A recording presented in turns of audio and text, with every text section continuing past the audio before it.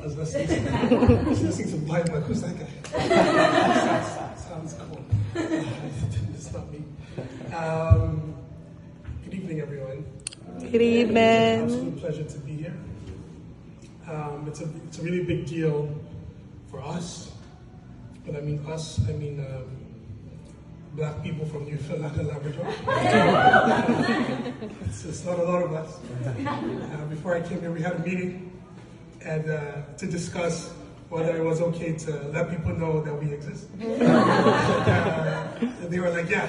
So I bring greetings from Newfoundland and Labrador. I'm from a lot of places. I came from Hamilton today, but I'm also from Mississauga. I went to high school in Olivia Mount Carmel. Carmel in the Ville? Yeah, Meadowvale in the Ville? Wow. After Carmel, I went to Hamilton, but my original home is Lagos. And I wanted to bring you a story from Lagos. So let us begin our time here on a Monday morning in Lagos. It's a beautiful chaos, immersed in cultural bliss. This city never sleeps slumber, and you will find yourself under a plethora of million-dollar homes, boldly erected beside broken dreams, broken promises, but never broken hopes. This city makes me believe in superheroes. For the League of Justice, I've seen men thrown over bridges and dared to fly. Men set on fire and dared not to die. I've seen the power of green, how it corrupts the will of this city I hate to love. Bubbling bus banter, battling batterment, trafficking dreams. Traffic moves slower on the island than it does on the mainland. Gentrification mastering the masses. Masters masturbating, waiting on disaster to come. The whips of Portuguese slave ships to echo through these streets. The gods we have forgotten to remember us. They wash away our iniquity with every raindrop. The lightning screams, wake up! You sleeping giant. When you sneeze, the world listens, listen to the drip drop on tin top roofs. You will hear the heartbeat of the city on the lips of children dancing in the rain on streets, begging to be new again the rain. It washes away the iniquity of the day, and it is said, Lagos is the only city where dreams can be realized. Golden coated promises covering rust. In God we trust, but as God trusts us, for my sins, I am born in Lagos. And sometimes the ocean gets jealous of the raindrops and makes war with the shoreline. Homes on the island become island homes. Cars disappear into moats. Beds of the homeless become boats. Lagos, the city I hate to love. Yet you remind me of Friday nights in nightclubs, bubbling to Afro-pop rhythms, alive with colors. Not even the rainbow can make a mantra. Your Saturday afternoons are young boys sacrificing the soles of their feet on the altars of these streets. See how soccer makes all men equal in the city. Your Sunday mornings are masses. Amassed and masses flocking to masses on masses like sheep. Eager to hear the preacher teach at every mountaintop, at every street corner, at every slab. Young ones praying to the one who makes them, to make them one with this city that makes me, and breaks me and shapes me and makes me into the beautiful chaos that I am still. It is my duty to move to the Afrobeat rhythms of Wizkid, a Burna Boy, a Fela Kuti. How can something so beautiful come out of something so Lagos? They asked me to describe you, I told them. You are the sweet serenade of my mother's laughter, playing in concert to the ruckus of generator banter. But I will always call you home. I will always call you father. They asked me to describe you, I told them. You are a loving father of 21 million in bed with a foreign woman while his wife is pregnant with hope. But I will always call you home. I will always call you father. You are beautiful, beautiful, beautiful chaos. Woo! Soccer poetry, how you doing? Hey! Everybody say yeah. Yeah. Writing poems about home is always very strange because every time you go back home, wherever home is, something changes. Something is always different. My mom, before I came to Mississauga, my mom, she always used to drink Feroz. I don't know if you guys know Feroz. It's like a flavored pop. But when I went back, what you have to know about this is all my siblings live here in Canada, and my parents live in Nigeria. And before we left, my mom used to drink Feruzas, and when I went back, my mom changed from Feruz to Canada Dry. And I'm like, why did you drink Canada Dry? And she said, because Canada dried her bank account.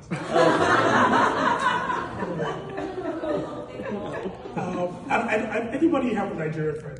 Yes. Yeah, cool. If you don't, I could be your Nigerian. If you see like two Nigerians in conversation, it's like we're speaking a whole different language. But it's all English words. And I find it to be so fascinating.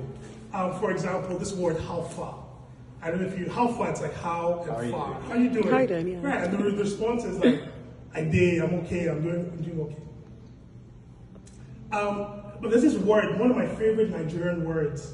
Again, it comes from English words.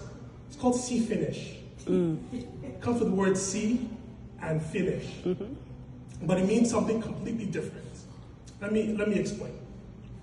See, after the last page of the English dictionary begins the Encyclopedia of Nigerian Standard English, a colloquium of words borrowed from the English language and rearranged to perform new tasks. So see finish. Let's use this in a sentence. On my last trip to Cape Town, I could not take my eyes off Tabletop Mountain. It is the most famous of all these complex geological formations. Tabletop Mountain is the most famous of all. It's about 600 million years. It took about 600 million years to form. It is created by millions of years of erosion, pushing away hard rock, leaving only soft rock behind a plateau with steep cliffs, an iconic table-like shape. That's why it got its name, Tabletop Mountain. I asked this local about the mountain, and he responded, that mountain, I even forgot it was there. See finish. He asked me where I'm from. I told him I was living in Niagara Falls, and he responded, now, that is a sight to see, Niagara Falls. I just told him it's just water falling down from a rock. And he responded, see finish. Opposite. My friend Samuel tells me that toddlers can spend days on days in marvelous wonder practicing a new skill they have acquired in their body. Something as simple as folding their palms that excite them for days. His son crawled around the whole house, just squeezing his palms when he discovered how his hands were connected to his body, and his body was connected to him. I watch him practice over and over again with his eyes wide open, like folding of palms was his first official act as a coronated king. He calls out to his parents and shows them his folded fists. His parents applaud him for the 12th time in a row. He's watching all of this go down. And every time feels to him like the first time. Babies have a way of holding onto wondrous things for longer. What is the synonym of see finish? Today, in a home in Gaza, a child will swallow a bomb for breakfast and shit genocide. And this is how they will learn how to be potty trained. My feed will be flooded with images of children begging for my attention and their lives.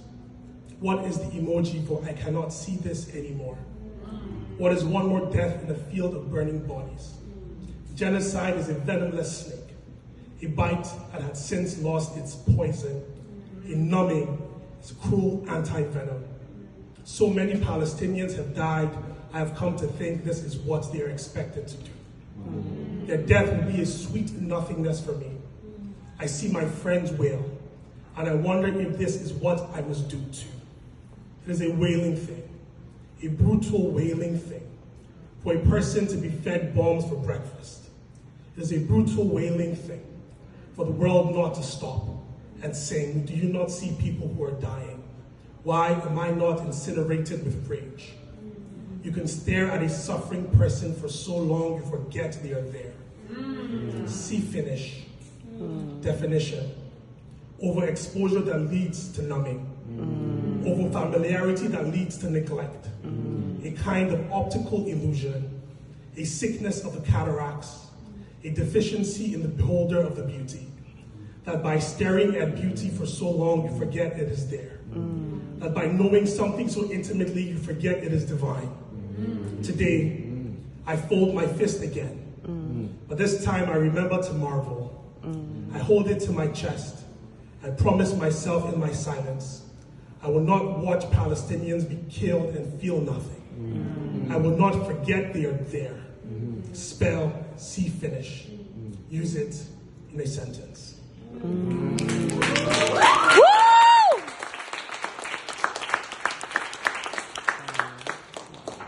Every time you go home, it feels different. Who told you home will be there when you return? Who said the doors will be open? The house will be planted on the earth, and the earth will be planted on the ground? Who said the right will still be yours to return? And when your king steps forward to embrace you, it is you he embraces, and not your shadow, or your reflection, or your wallet? Who said the womb that baked you will not be burnt into ash, and your father's world has not grown brittle from carrying the weight of his shoulder?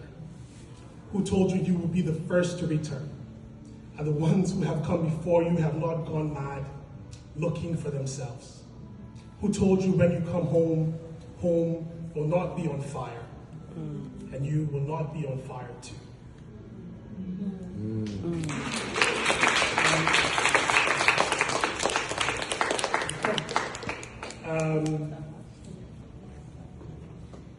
I have this really strange moment happened a couple years ago. I was really young, like 13 or 14. We were in the village house in the countryside in Nigeria, and we were praying, like midnight prayer. My grandmother was leading the prayer, and the power went off. It was pitch black. And I was thirsty after long, long prayers. And I went to the back of the house where we kept all our water jugs to get water. And I poured the water for myself. I took a gulp and just like spat out venom. I had drank kerosene. And everybody was running. Like I was here thinking I was going to die. And my father runs out of the room and he's just bawling. He's just laughing and laughing and laughing and laughing and laughing. Kerosene isn't too poisonous. Yeah, like it's actually used in many medicinal remedies. And my dad said the exact same thing happened to him when he was a kid. The exact same context, in the middle of prayer, power went out, he went to drink kerosene. And I started wondering, in Nigeria we have this thing that we do, especially in a lot of religious spaces, called generational curses. Like these things that follow a family from one generation to the next. And I was thinking about this moment as if it was like a generational curse. And I began to wonder, if there are generational curses, then surely there are generational blessings. And these are my blessings. There is joy in this lineage. There are groundnuts and akara, dancing through decades of laughing mouths in this lineage. There is wealth in this lineage. There is a traveler driving a lorry on a red pebble road where only bicycles dare to trot. There are Oboliakus and Oboliafos in this lineage, merchants who bought land from God. There is good hair in this lineage. Foresea that breaks plastic, that only parts ways to praise songs and morning softness. There is holiness in this lineage. Palm trees planted by progenitors still pray for us in this lineage. There is leadership in this lineage.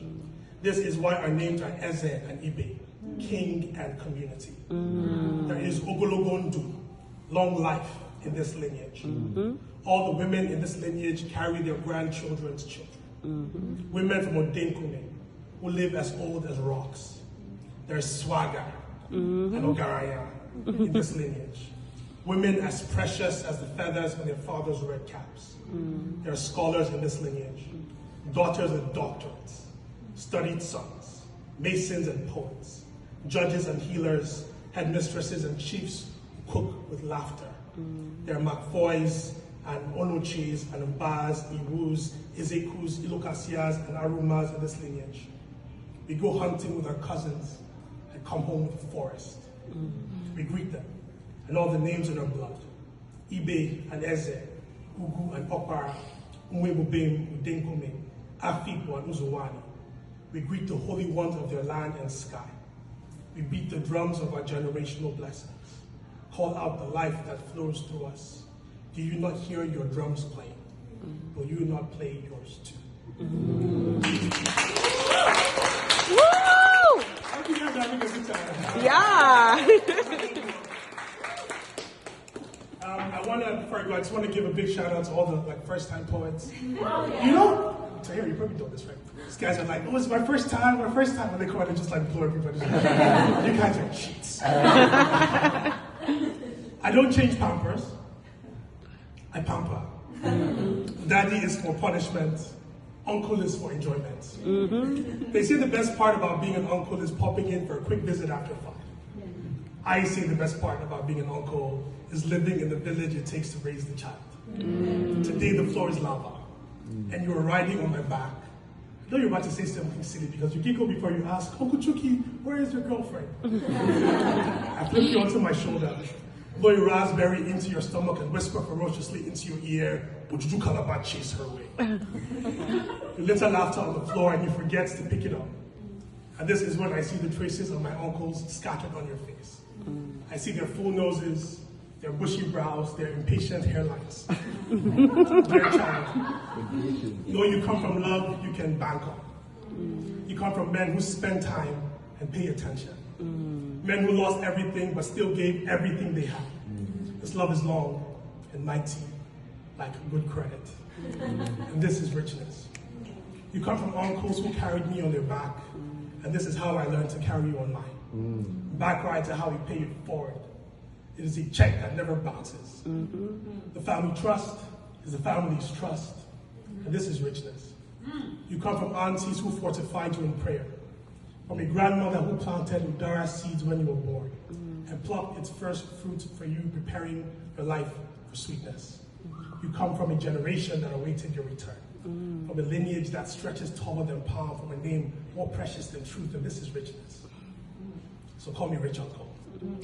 Because how rich I feel to be chosen to love you.